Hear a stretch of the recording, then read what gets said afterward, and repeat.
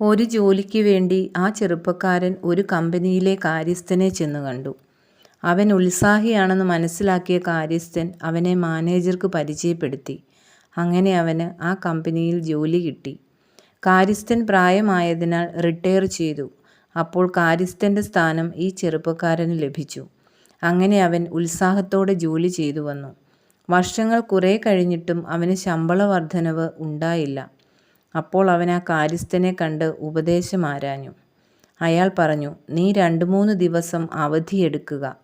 അപ്പോൾ നിന്റെ സാന്നിധ്യം എത്ര ആവശ്യമാണെന്ന് മാനേജർക്ക് മനസ്സിലാകും. കാര്യസ്ഥൻ പറഞ്ഞത് ബോധിച്ച ചെറുപ്പക്കാരൻ വേഗത്തിൽ സ്ഥലം വിട്ടു. അവധി കഴിഞ്ഞ് ചെന്നപ്പോൾ അവന് ശമ്പള വർധനവും പ്രമോഷനും ലഭിച്ചിരിക്കുന്നു. എന്നാൽ ഒരു ദിവസം അവനെ ജോലിയിൽ നിന്ന് പിരിച്ചുവിട്ടതായി നോട്ടീസ് ലഭിച്ചു. അവൻ വീണ്ടും ആ കാര്യസ്ഥനെ കണ്ടു. അദ്ദേഹം പറഞ്ഞു, ഞാൻ പറയുന്നത് മുഴുവൻ കേൾക്കാതെ നീ കഴിഞ്ഞ പ്രാവശ്യം ഓടിക്കളഞ്ഞു. ഒരിക്കൽ മാത്രം പ്രയോഗിക്കുവാൻ ഞാൻ പറഞ്ഞ വിദ്യ നീ അനേകം പ്രാവശ്യം ഉപയോഗിച്ചു. നീ വീണ്ടും വീണ്ടും അവധിയെടുത്തപ്പോൾ നിന്റെ സ്ഥാനത്ത് കമ്പനി വേറെ ആളിനെ നിയോഗിച്ചു. ഇത് മിക്കവർക്കും സംഭവിക്കുന്ന അമളിയാണ്.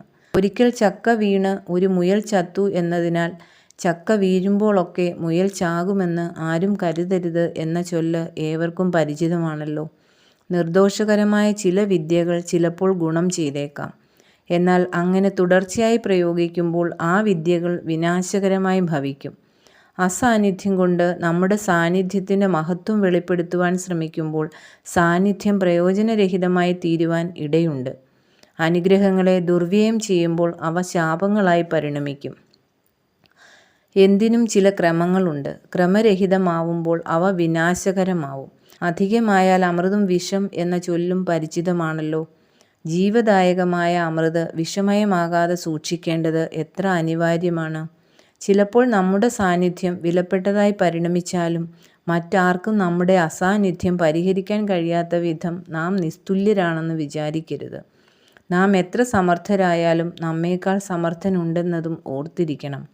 അതിനാൽ നമുക്ക് ലഭിച്ച അനുഗ്രഹങ്ങൾ നമ്മുടെ സാമർഥ്യമായി കണക്കാക്കാതെ ദൈവിക ദാനമെന്ന് കാണുവാൻ കഴിയണം. ദൈവിക ദാനങ്ങൾ ദൈവഹിതപ്രകാരം വിനിയോഗിക്കാനും സാധിക്കണം. ദാനം ലഭിച്ചത് നേടിയെടുത്തത് എന്നതുപോലെ പ്രശംസിക്കരുത്.